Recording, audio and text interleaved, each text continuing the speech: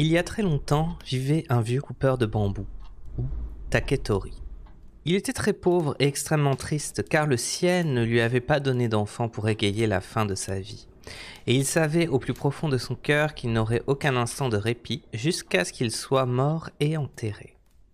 Chaque matin, il parcourait forêts et collines où les bambous dressaient à perte de vue leur feuillage verdoyant. Une fois son choix arrêté, il en coupait quelques-uns, fendait leur tronc en deux, ou le taillait à hauteur des nœuds et rapportait le tout chez lui pour fabriquer des objets domestiques que sa femme vendait pour gagner un peu d'argent. Un matin, il partit travailler comme d'habitude et trouva un beau bosquet de bambous. Il s'apprêtait à abattre le bambou quand soudain, une lumière intense et diffuse l'enveloppa, comme par une nuit de pleine lune. Regardant avec surprise autour de lui, il vit que l'éclat émanait d'un bambou. De stupeur, il laissa tomber sa hache et s'approcha.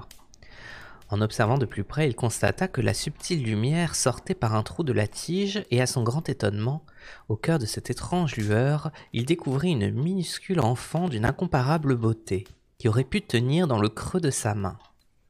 « Tu m'as sûrement été envoyé pour devenir ma fille, puisque je te trouve là, au milieu des bambous où je me tiens chaque jour, dit le vieillard.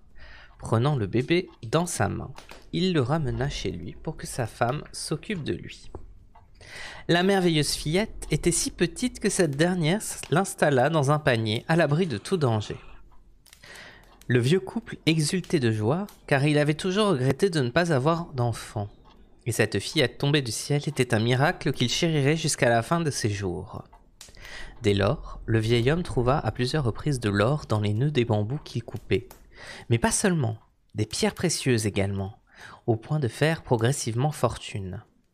Il se construisit une magnifique demeure et pour les gens des environs, le pauvre Taketori était devenu un riche seigneur. 3 mois seulement plus tard, l'enfant du bambou était, ô merveille, déjà devenue une jeune fille. Ses parents adoptifs lui confectionnèrent une jolie coiffure et la revêtirent de splendides kimonos. L'adolescente était d'une telle beauté qu'ils la dissimulèrent derrière des paravents comme une princesse, en interdisant à quiconque de la voir et en se mettant eux-mêmes à son service. Elle semblait faite de lumière et remplissait la maison d'un éclat diffus, l'éclairant comme un plein jour, y compris la nuit. Elle paraissait en outre exercer une influence bénéfique sur son entourage. Quand le vieil homme était triste, il lui suffisait de contempler un instant sa fille adoptive pour que sa mélancolie s'évanouisse, remplacée par une insouciance qu'il n'avait pas éprouvée depuis sa lointaine jeunesse. Le moment de baptiser l'enfant trouvé arriva. Les 2 vieillards appelèrent un prêtre réputé qui lui donna le nom de princesse Claire de Lune, son corps dégageant une si délicate lueur qu'elle aurait sans nul doute pu être issue de cet astre. Les festivités durèrent 3 jours, entre chants, musique et danse.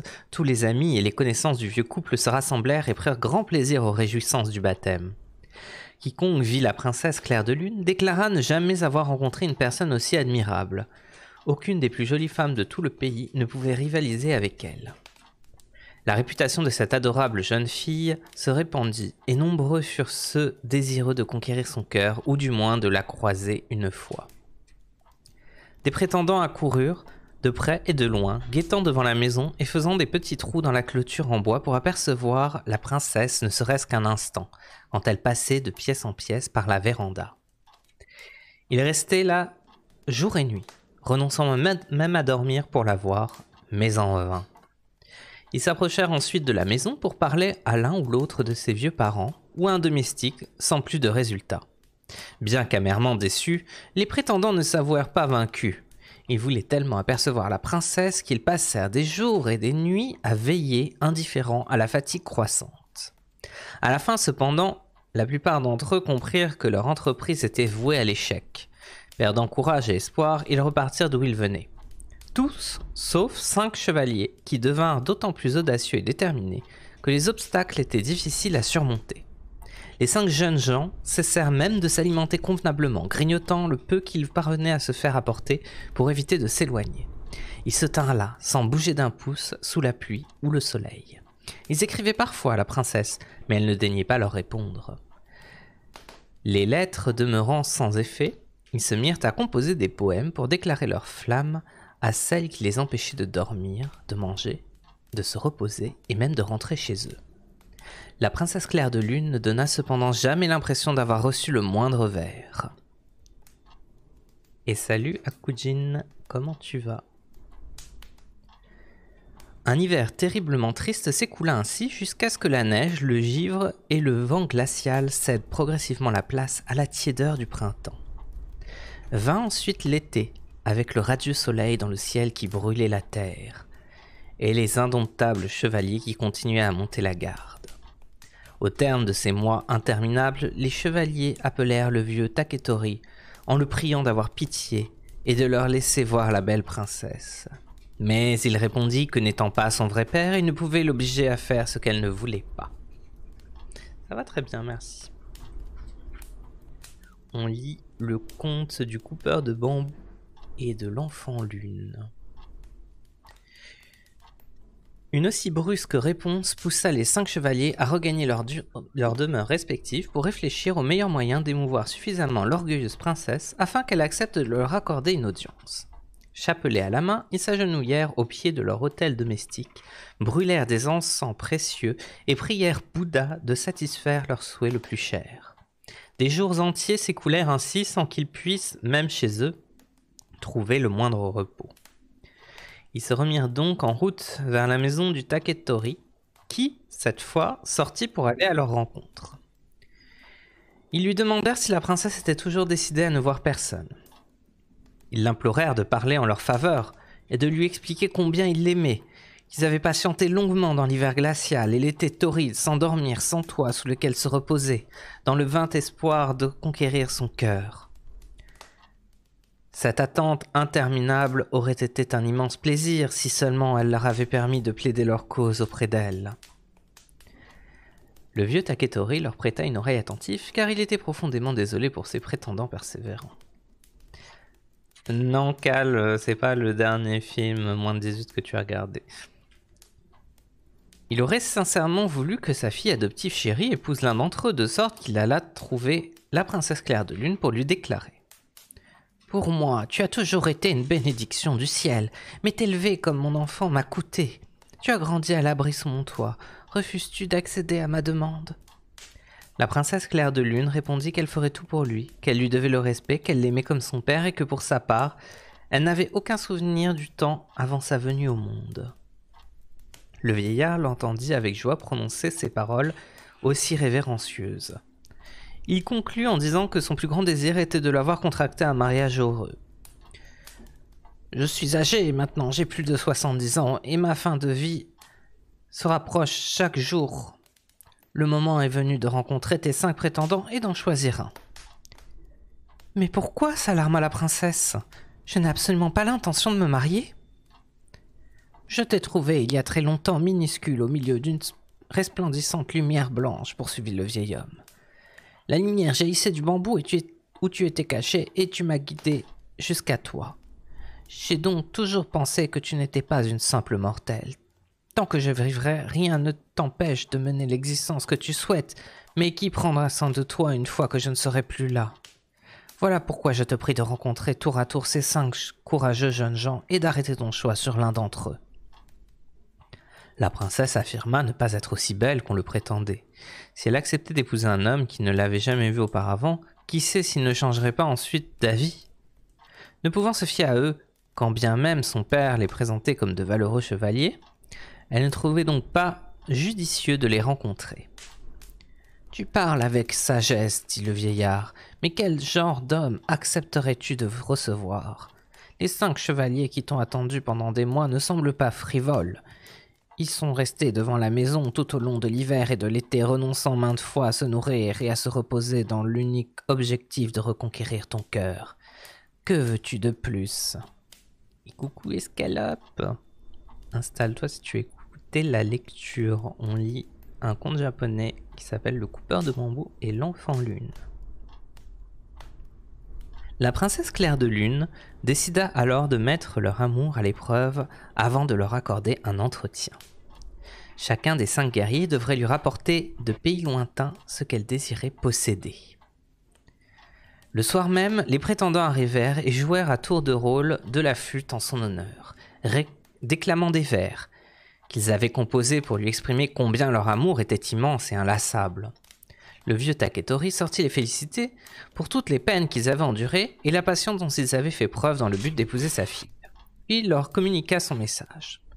La princesse épouserait celui qui lui rapporterait ce qu'elle souhaitait en témoignage de son amour. Les 5 chevaliers approuvèrent aussitôt cette excellente idée qui écarterait ainsi toute source de jalousie. La princesse Clair de Lune requit au premier chevalier le bol en pierre dont Bouddha s'était servi jadis en Inde. Elle exigea du deuxième chevalier qu'il se rende au mont Horai, en mer orientale, pour y chercher un rameau de l'arbre magique qui se dressait à son sommet.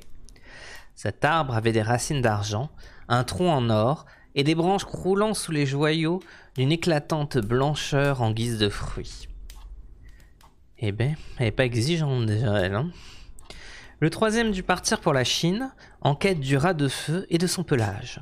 Au quatrième, elle demanda la resplendissante pierre aux 5 couleurs que le dragon porte sur la tête. Bah voyons. Le cinquième, eut pour mission de dénicher l'hirondelle avec un coquillage dans le ventre pour lui rapporter ce dernier. Jugeant ces tâches particulièrement difficiles, le vieux Taketori hésita à transmettre ses volontés, mais la princesse confirma s'en tenir à ses conditions. Ces ordres furent donc énoncés, tels quels, aux chevaliers qui, à la perspective de ces missions impossibles, se désespérèrent et regagnèrent leur demeure. Quelque temps plus tard, cependant, le simple souvenir de la princesse suffit à raviver leur amour et ils décidèrent d'essayer, au moins, d'obtenir ce qu'elle attendait d'eux. Le premier chevalier fit dire à la princesse qu'il partirait le jour même en quête du bol de Bouddha, comptant bien le lui rapporter.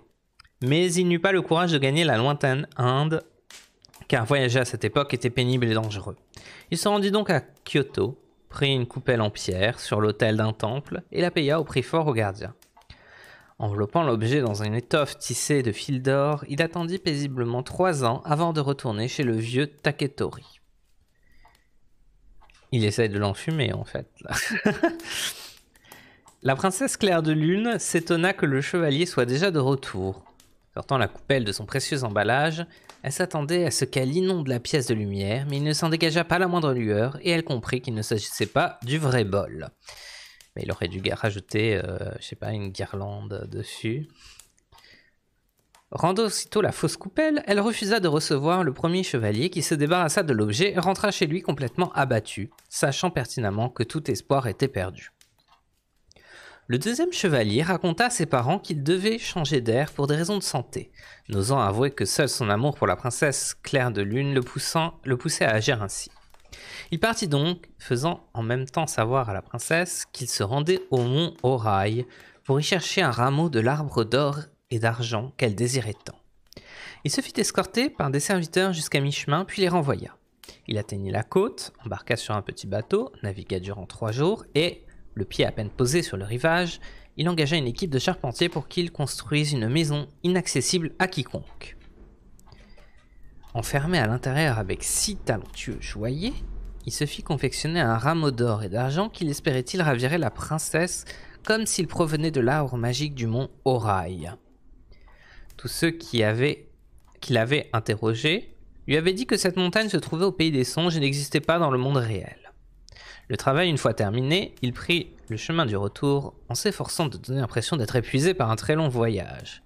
Encore un fabulateur. Les hommes, décidément. Plaçant le rameau précieux dans un coffre de lac, il l'apporta au Taketori en le priant de l'offrir à la princesse. Trompé par l'allure poussiéreuse du chevalier, le vieil homme fut persuadé qu'il revenait de son interminable quête. Il tenta donc de convaincre la princesse de le recevoir, mais elle demeura coite avec une expression d'une profonde tristesse. Le vieillard sortit le rameau de son coffret et loua la splendeur de ce trésor unique au monde. Il parla ensuite du chevalier, exaltant sa beauté et le courage dont il avait fait preuve en se rendant dans un endroit perdu comme le mont Horai. La princesse Clair de Lune prit le rameau et l'examina avec la plus grande attention. Puis elle expliqua à son père adoptif qu'il était sans nul doute impossible qu'un homme réussisse à trouver aussi vite et sans encombre un rameau de l'arbre d'or et d'argent du mont Horai. Elle était désolée, mais il devait s'agir d'un faux. Le vieillard revint auprès du chevalier qui attendait et qui entre-temps s'était approché de la maison. Interrogé sur l'origine du rameau, il n'hésita pas à inventer un long récit. Il y a 2 ans, j'embarquai à destination du mont Horai. Je naviguai un certain temps au gré des vents propices jusqu'à la mer orientale, puis une forte tempête m'entraîna à la dérive durant des jours, me faisant perdre tout repère. Mon bateau finit par s'échouer sur la côte d'une île inconnue, un lieu habité par des démons qui menacèrent de me tuer pour me dévorer. Je parvins cependant à amadouer ces horribles créatures qui m'aidèrent, moi et mes matelots, à réparer mon embarcation de sorte que nous pûmes repartir. Ah ouais, le mec c'est mytho puissance 1000 quoi. Mais bientôt la nourriture vint à manquer et chacun à bord tomba malade. Enfin, le 500e jour de navigation, j'aperçus loin à l'horizon ce qui ressemblait à la cime d'une montagne. En approchant, nous découvrîmes qu'il s'agissait d'une île, avec au centre une haute montagne. Une fois débarqué, j'errai 2 ou 3 jours jusqu'à ce que je voie une créature luisante venir à ma rencontre sur la plage en tenant dans sa main une coupe d'or. Je me dirigeai vers elle et lui demandai si, par miracle, je me trouvais sur l'île du Mont Horai et j'obtins cette réponse. « Oui, c'est bien le Mont Horai. » Je grimpai à grande peine jusqu'à la cime où l'arbre d'or se dressait sur ses racines d'argent. Cette terre étrange abrite tant de merveilles que j'aurais du mal à m'arrêter de parler pour peu que j'entame leur description. J'aurais tellement voulu y séjourner plus longtemps, mais à peine le rameau fut-il brisé que je me hâtai de repartir. J'eus beau naviguer le plus vite possible, il me fallut 400 jours pour revenir, et comme vous pouvez le constater, mes vêtements sont encore tout trempés par les embruns de cet interminable voyage en mer. J'étais néanmoins si pressé d'apporter le précieux rameau que je ne me suis même pas changé. C'est à cet instant précis qu'arrivèrent les 6 joailliers qui avaient confectionné le précieux rameau pour demander à la princesse la contrepartie équitable de leur travail qui n'avait jamais été rémunéré. Ils déclarèrent avoir passé plus de 1000 journées à fabriquer le rameau doré avec ses brindilles d'argent et des bijoux en guise de fruits, sans recevoir la moindre rétribution.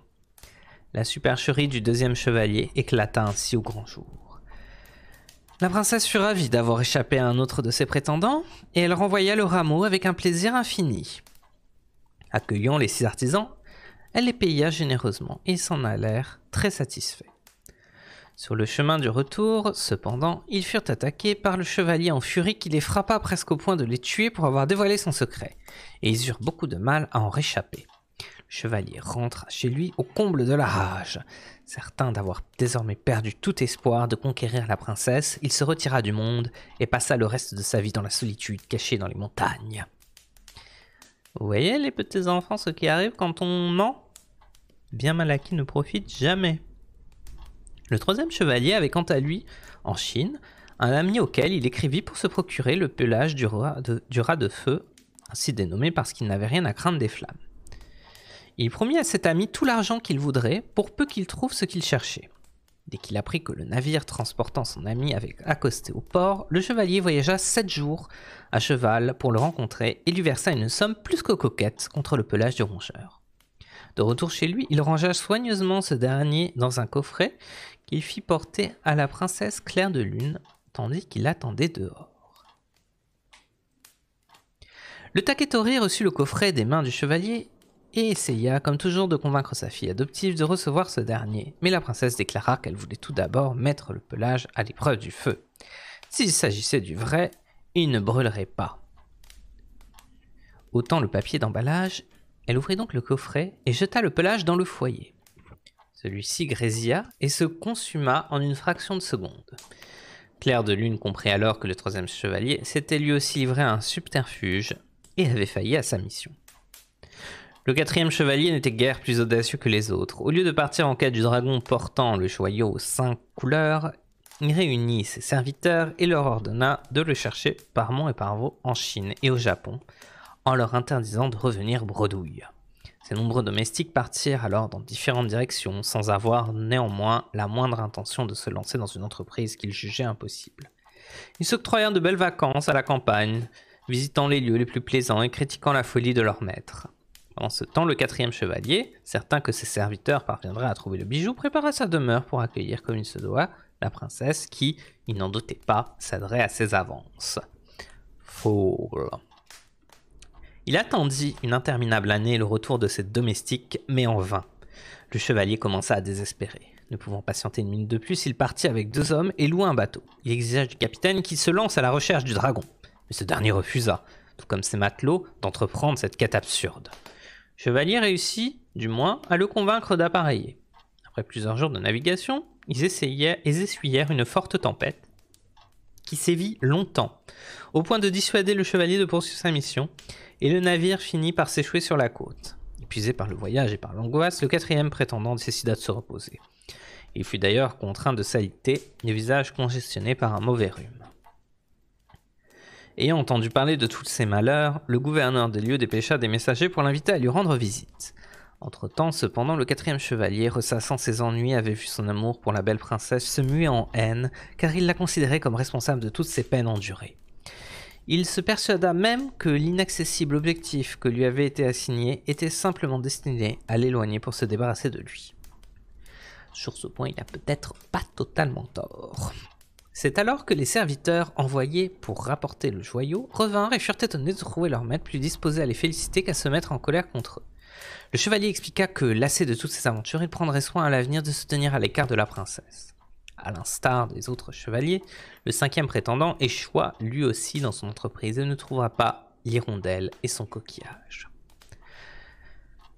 L'empereur, ayant appris que la princesse Claire de Lune était d'une rare beauté, il envoya une dame de la cour pour savoir si elle était aussi délicieuse qu'on la prétendait. Si tel était le cas, il la convoquerait au palais pour qu'elle devienne une demoiselle d'honneur. Quand la dame de la cour arriva, la princesse Claire de Lune refusa de la voir malgré les prières de son père adoptif.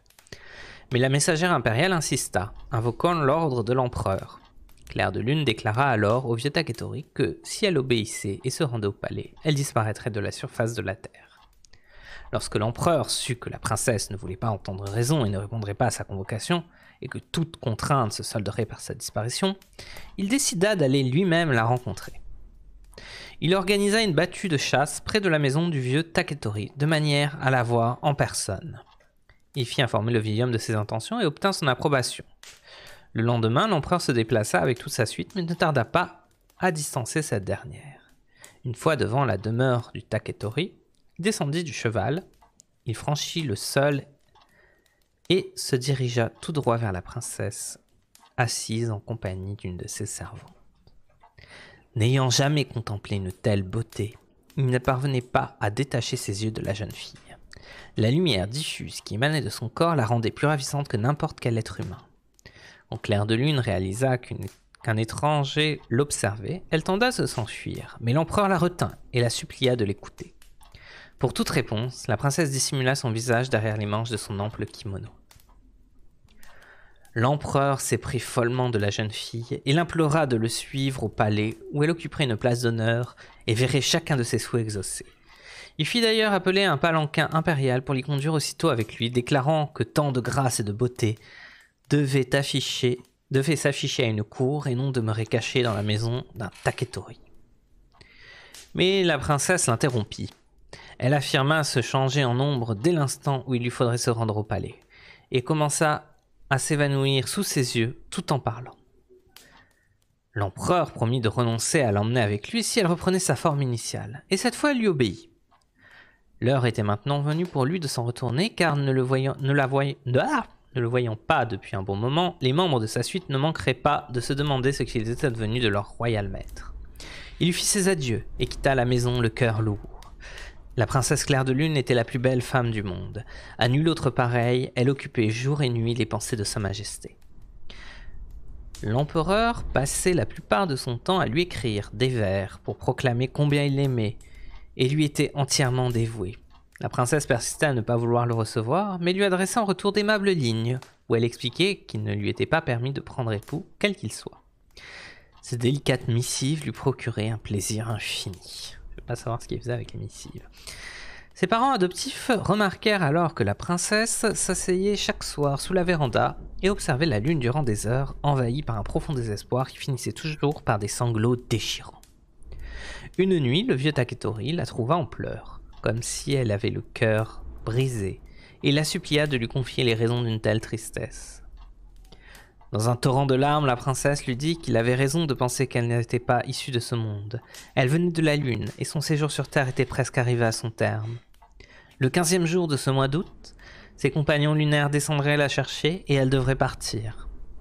Ses parents se trouvaient là-bas, mais elle les avait oubliés après une vie passée dans ce monde, tout comme elle avait oublié que la lune était sa vraie patrie. Elle pleurait à l'idée de devoir quitter ses parents adoptifs et la maison où elle avait si longtemps été heureuse. Je sais pas trop ce qu'elle a foutu tout ce temps dans cette maison, mais bon, admettons.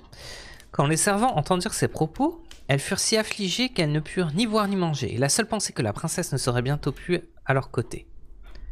Dès qu'il apprit la nouvelle, l'empereur dépêcha ses messagers pour en avoir la confirmation. Le vieux Taketori sortit à la rencontre de ces derniers. Les événements récents l'avaient profondément affecté. Il avait beaucoup vieilli et paraissait bien plus que ses 70 ans. Il reconnut en pleurant que c'était malheureusement la vérité. Il avait cependant l'intention de capturer les émissaires de la lune et de faire son possible pour les empêcher d'emmener la princesse. Les messagers impériaux retournèrent auprès de sa majesté et lui dressèrent un compte-rendu des événements. Ainsi, le 15e jour du mois, l'empereur envoya 2000 guerriers monter la garde devant la maison de la princesse. 1000 étaient postés sur le toit et 1000 autres surveillaient les entrées de la demeure. Tous ces combattants éprouvés étant armés d'arcs et de flèches. Le vieux Taketori et son épouse enfermèrent la princesse dans une petite pièce secrète à l'intérieur. L'homme ordonna que cette nuit-là, personne ne dorme, que chacun se tienne prêt à défendre la princesse. Il espérait que ces précautions, doublées des guerriers impériaux, l'emporteraient sur les messagers lunaires, mais la princesse lui dit que rien n'empêcherait ces derniers de mener leur mission à bien. Même les hommes de l'empereur seraient impuissants. Puis en larmes, elle déclara être terriblement navrée de les quitter, lui et sa femme, qu'elle avait appris à aimer comme s'il s'agissait de ses parents, qu'elle ferait son possible pour ne pas les laisser seuls à la fin de leur vie et reviendrait les voir au nom de l'affection qu'il lui avait si généreusement prodiguée tout au long de son existence terrestre. La nuit s'écoula.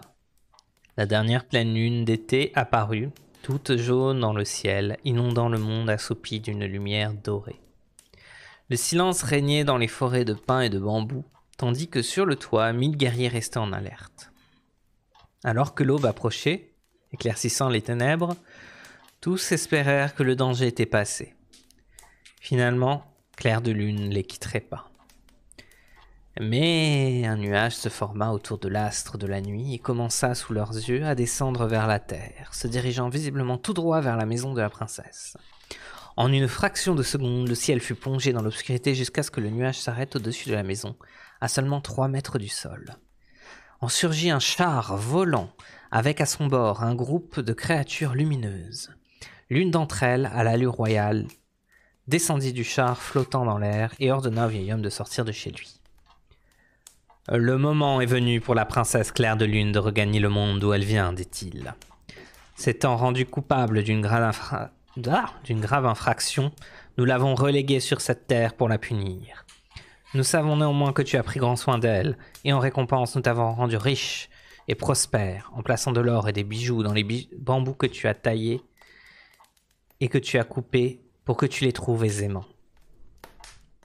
J'ai élevé cette princesse durant 20 ans, et pas une fois elle n'a commis de faute. Il ne peut s'agir de celle que tu es venu chercher. Je t'en prie, poursuis ta quête ailleurs, rétorqua le vieux Taketori. L'émissaire de la lune s'éleva et éleva alors la voix pour se faire entendre. Princesse Claire de Lune, sors de cette indigne demeure, ne perds pas une seconde. À ces mots, les parois coulissantes de la chambre de la princesse s'ouvrirent comme par magie, et elle apparut resplendissante de beauté éclatante, radieuse. Le messager la conduisit jusqu'au char volant et la fit monter dedans. Elle se retourna et vit la profonde tristesse de son parent âgé. Elle tenta de le consoler par de douces paroles, lui affirmant qu'elle ne voulait pas le quitter et lui recommandant de penser à elle chaque fois qu'il regarderait la lune. Le vieux Taketori implora de laisser accompagner sa fille adoptive, mais en vain. La princesse retira son gilet brodé et le tendit au vieil homme en gage d'affection. Une des créatures dans le char tenait entre ses mains une splendide robe avec des ailes et une autre, une fiole d'élixir de vie, qu'il fit boire à la princesse. Elle en avala quelques gorgées et voulut la remettre au vieux Taketori, mais cela aussi lui fut interdit. Sur le point d'être revêtue de la robe ailée, la princesse arrêta tout le monde en déclarant « Attendez un instant, je ne dois pas oublier mon cher ami l'empereur. Je souhaite lui écrire encore une fois tant que je conserve ma forme humaine. » Les messagers et le cocher du char avaient hâte de partir, mais la princesse les fit patienter jusqu'à ce qu'elle ait fini de rédiger sa lettre. Joignant l'élixir à sa missive, elle confia le tout au vieux Taketori pour qu'il le porte à l'empereur. Le char commença à s'élancer vers la lune, tandis que chacun regardait avec des yeux emplis de larmes la princesse s'éloigner. L'aube teinta le ciel de rose et le char lunaire disparut lentement entre les nuages, poussé par le vent matinal. La lettre de la princesse Claire de Lune arriva au palais, mais sa majesté n'osa pas toucher à l'élixir de vie et le fit porter avec la missive au sommet du mont Fuji, la montagne sacrée du Japon. Là, les émissaires royaux la brûlèrent au lever du soleil, et voilà pourquoi, comme on le croit encore aujourd'hui, de la fumée s'échappe parfois du sommet du Fuji. Fin.